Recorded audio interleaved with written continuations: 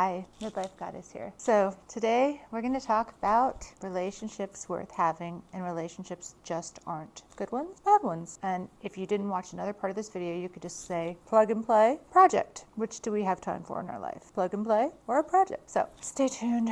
No, don't stay tuned. Listen. Here it is. I'm one of those people who's always given a lot of unsolicited advice, but I'm also someone who's always been learning. I've been learning through books. I've been learning through my own experiences, and my life has afforded me a lot of people who have been there, who have told me their deepest, darkest secrets, have told me everything about their lives. So I've gotten to compare and contrast, how do these things work? How do these situations work out in other people's lives as well as my own? So as far as being a know-it-all or a Budinsky and giving people unsolicited advice, I've done it since I was a kid. I definitely tried. I thought I'd outgrow it. I definitely tried to outgrow it. I tried to just observe and stay silent. But then there was this feeling in my heart of like, I might have said something useful and I didn't say it, and it felt like I was doing something wrong. And then I realized that my unsolicited advice could be also just my love language. It's that I really desperately want to help. And guess what happens? Sometimes I tell someone something and then they come back and they say, you said the right thing to me better than my therapist has said. Now, I'm not saying you shouldn't go to your therapist, because therapists can really help some people out dramatically. I've seen it. And I've also seen people who've gone to therapists and meditation their whole life and are screwed up beyond repair, it seems, and nothing's going to work for them. I don't know. But I've seen also people who've gone to a great therapist and very quickly their life turns around. So I'm not saying I'm a therapist. I'm not saying that unsolicited advice, it's also known as free advice, and you get what you pay for. But when it comes to love, I know a thing or two. I've dated a lot. I was thinking about this the other day, and my mother, who's in her 70s, she talks about boyfriends she had before she met my father, which means that she was a teenager when this happened. Okay, do I even remember the boyfriends I had as a teenager? No, really no. They were inconsequential people. I mean, I might have learned some basic things of like, when you date someone from a completely different culture, you're going to have a lot more challenges. It's not as fun as it seems like it's going to be right away. I learned basic nitty-gritty things of what makes something off the bat harder than it has to be through all of my teen years of dating. But I don't remember anything else from that time, because I went on to date in my 20s, 30s, 40s, and now as someone who's 50, meaning I have dated a lot. And I've had a lot of long-term boyfriends. I've never been married. I have been engaged a couple times, but I've never been married, and I've never had a child. So keep that in mind, that I didn't have these periods of life where my energy was completely put towards, like if you have a child, obviously your energy is put towards raising that child if you're doing a good job. If you're doing a crappy job, you might just hire a nanny and stay in bed. I don't know. But I had all that time at my disposal. So I could learn about myself, learn about other people, and see the world and experience the world in a way that you just can't, I don't think, do if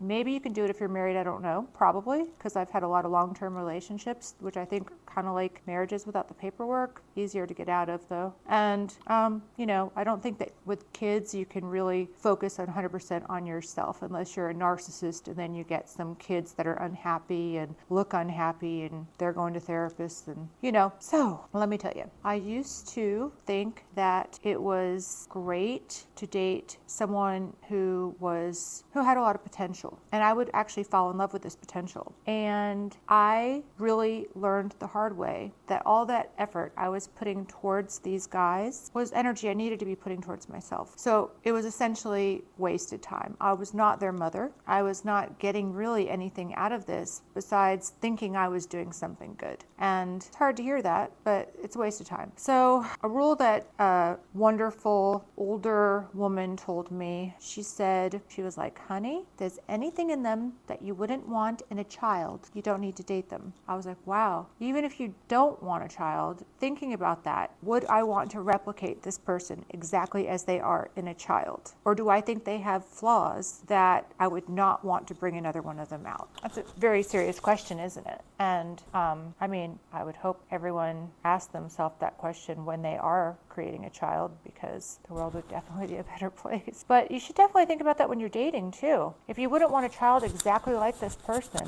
why are you dating them, right? Why? So it's harsh, I know. I mean, have you dated anyone that you think you really would like to create a child exactly like them, or would have? And let's be honest, have you dated someone that there's no way you would want another one of them in the world? Because I think there's a lot of those. Anyway, have you dated someone, because I have, where their opinions are completely different than yours, and it's like immediately they're arguing their opinions to you, and they're trying to tell you what you should feel. I've noticed this. I mean, off the cuff, I could say that when I've dated someone who's European and they want to say things to me like, well, we're all so smart because we all speak a bunch of languages, and how many languages does an American speak? Only one. Or what do you call a person with only one language? An American. Which I think most Americans actually probably do speak some Spanish or French or something else anyway, actually. But, they're trying to act like they're very special because they speak all these languages, yet they live in these tiny countries that border all these other countries, and of course they speak all these languages. It's what you do. As someone who's been to Europe well over 50 times, I understand why they all speak other languages. They're in little countries the size of our states or smaller that are right next door to other countries. Duh, it's not that special. Doesn't mean you're a genius. Anyway, I'm digressing into a story here, but you can tell that when somebody has that opinion that, Americans are just not as educated because of our lack of speaking a lot of languages, and that they're superior, yet they're over here in the United States, of course, because they loved it so much where they were, but they came here. Yes. But I'm trying to change. I'm trying to justify and change. And I'm like, so you guys are moving through time and we're moving through space because we have this huge country, right? So we're having two different experiences. And I'm trying to explain all this stuff. Well, one of my friends who's very wise sometimes told me, he said, a person whose mind's changed against their will remains of the same opinion still. And it's true. They might act like they've changed their mind, but they don't. They have their beliefs. You're not going to change them. Do you want to date someone who has a chip on their shoulder, who thinks that in some way they're better than you or you're bad in some way? Do you want to justify yourself to someone? Do you want to say, oh, I'm sorry this happened to someone you knew or in your family because of Americans? I mean, Americans have done some really, we know, but we are who we are, right? There's nothing that we can really do. And in a relationship, there is enough junk going on in the world without having a relationship where you're trying to bring someone over to your side and help them understand your point of view. I mean, if you don't understand each other's point of view and are in agreement about most things, don't get into a relationship with that person. Don't do it. Don't do it. It's just going to be a waste of time and miserable. And when you're a midlife goddess like I am,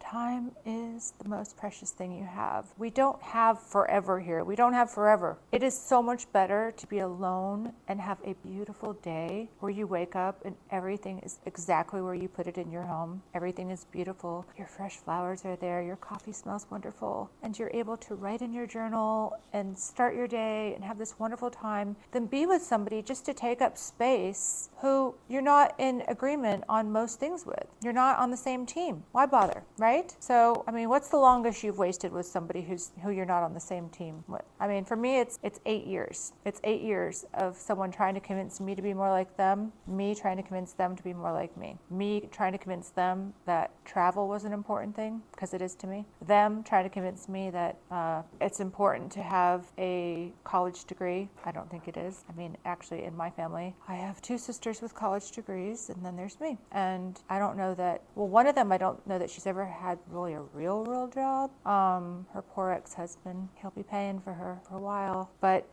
she has a lot of degrees and none of them have worked out for her. She's not made any real money to speak of. And then my other sister, she's doing things that are really important and she's successful in that way, but she's not using her college degree to do it. It didn't matter if she went. So that's another thing. See how I go on tangents? I can't help it. But for 8 years, this guy and I tried to convince each other of things that neither of us was ever going to be convinced of. And it was a complete waste of time. And I hope that, you don't have to spend 8 years with someone, but how long have you spent with someone where you just were never going to agree on some really fundamental things? Here it is. Think of your relationship think of, the statue of David, that tall, gorgeous, handsome, lovely, nude male that you can see if you go to Florence. That's where that statue is. Seen it a few times, and it's even better in person. Think of a man that you're about to date, or a woman, whoever you're about to date, as a sculpture there for you to admire. You admire this sculpture as it is. You're not the sculptor. You're not carving the rock. You're not molding the clay. You're the viewer, the admirer of this sculpture that already exists. And you have to love this sculpture as it is. And not everyone is the statue of David, right? In fact, I dated a guy who looked a lot like the statue of David, but mentally, no. God has a funny sense of humor, how he could put a gorgeous person out there in front of you, and then that happens too. You really have to be on the same page with someone, and you have to love this sculpture as it is. You are not creating it. You are there to appreciate what's already there. And the same with them and you. If they're trying to change you, like the person I was with for 8 years who was telling me all the time that he really wished I would have short hair. He always wanted me to have short hair. I don't even look good with, here we go. Do I look good with short hair? No. And no other guy told me that he wanted me to have short hair, just him. But I think that if the person is trying to change you, if you're trying to change them, if you're wishing they were different, that's not sculpture for you. Pick another one. It is a huge world filled with people. And don't just stick with online, because online, let's be honest, that can be a huge waste of time. A lot of them are on there because they don't go out or meet anyone. And also, I think there's often things about them that wouldn't be attractive in person that you wouldn't know unless you met them in person, that you can't tell from online. So you have to go out, do things you enjoy, leave your house. I'm talking to myself here too, but and know that this is a huge world. I had a therapist once, and actually after that, at the end of that 8-year relationship, when I was trying to extract myself from it,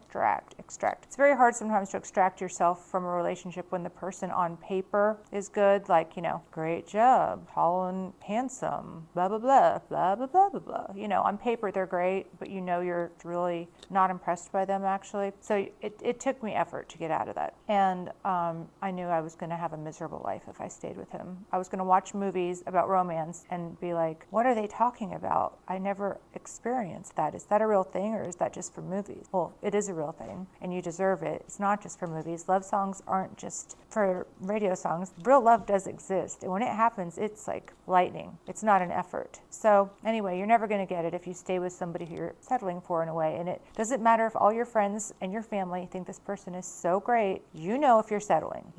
Don't depend on your mother, who probably wants you to have children so she can have grandchildren. She might just marry you off to, my mom would have probably, if there was an arranged marriage thing, I would have been married to the first guy I ever seriously dated. Seriously. Or the second, or the third, or the fourth. She keeps in touch with some of my ex-boyfriends.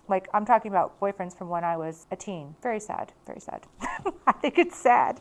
I think it's silly. But, you have to say, does this person really see me, and do they know what would be best for me? And the person who really sees you and knows what's best for you? You do. You know in your heart, is this what I want?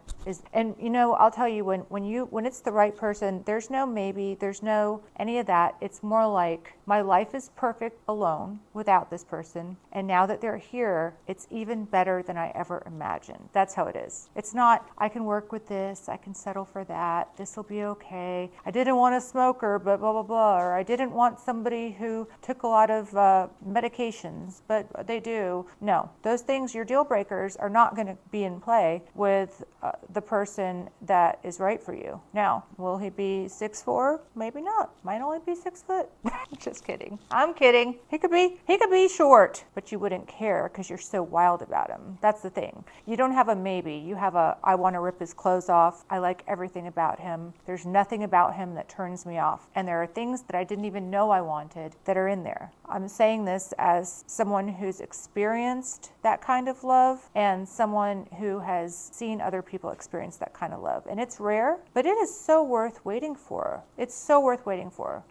Do you want to just spend your time with someone who's mediocre, and to you, even if the world thinks you are lucky, oh, oh, I have the latest SUV and we belong to a golf club. My husband's a troll that I'm not very attracted to. I don't like sex anymore and my kids look kind of wonky because they took after his genetics. But everyone thinks that I'm doing well in life. That is not doing well. Doing well is you know if you're doing well. You know, because you wake up every day happy, living the life that you want. And when you meet that person, they were waking up every day happy in the life that they wanted. And then the both of you have the same dreams and go together and do it, right? That's how it is. So, in short, there's more than enough drama. There's more than enough just craziness in this life that we're all in, right? I mean, we have so much to think about. We have to think about staying healthy, paying our bills. We have to think about being happy. And what does that mean? And how are we going to do it? We have to constantly be learning and self-improving, right? Because if you're not growing, you're dying. You're either growing or dying, like anything. That's how it is. And the key to staying young is most certainly to be learning and growing. If you're constantly improving and constantly growing, people are going to be like, you seem so much younger than you are. And it's just because you haven't gotten bogged down and stuck and you're still growing, which is what we're meant to do. We're meant to grow. It's our natural state, abundance, growing, expansion. That's what the universe wants. So when you have that, amazing. The world is filled with challenges and your relationship does not need to be another challenge. It's easier to handle challenges alone than with the wrong person. I'm going to say it again. It's easier to handle challenges alone than with the wrong person. And another way that it's easier to handle challenges is sober. Not everyone's ready to hear that. Not everyone wants to hear that, because once you hear that and once you know, then you have to take action. So it's like, I knew for a long time, but I didn't want to read. I didn't want to know the level of toxicity. I didn't want to watch that Huberman podcast. I didn't want to because I wasn't ready. But I have found that it's easier to handle drama in your life alone than with the wrong person, and sober. Because why sober? Because your hormones are not going up and down constantly. They're steady. And that's why, put very simply. Oh, and you attract less drama into your life because you're not fooling yourself into thinking like, oh, I like this about this person, and this, but I'm going to ignore that there's these other 20 things that are really deal breakers for me and no-goes. But I'll ignore that because I'm having fun while I'm drunk with them. I mean, that one of my girlfriends, who's absolutely beautiful and quite a catch, she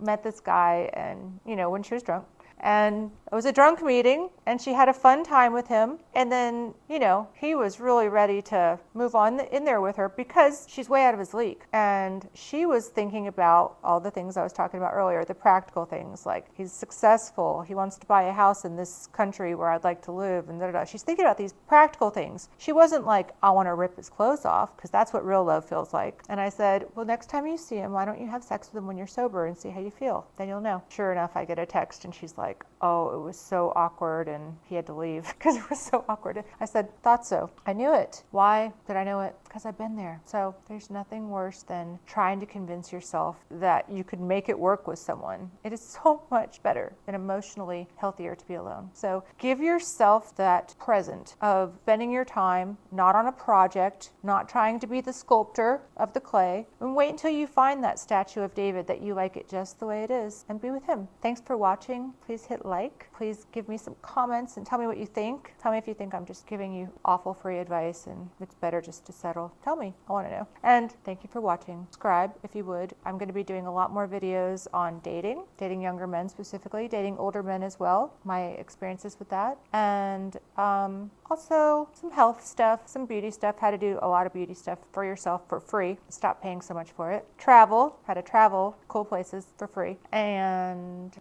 I guess that's mainly it. I'm thinking. We'll see. But my intention is to put out a video every day because I like when I find a channel I want to watch them every day. Because I'm kind of a loner and I kind of feel like the people that I like to watch, I want them to check in daily. So I'm going to do that every day. There'll be something. I'm going to start putting my sober journey on here day by day, but I don't want to put all of them at once because it would ruin the algorithm, I guess. But I'm technically on day 120 right now, but you'll see videos from back when I was at day 2. And yeah, thank you for watching. I hope you all find true love, and I know you all can. Bye.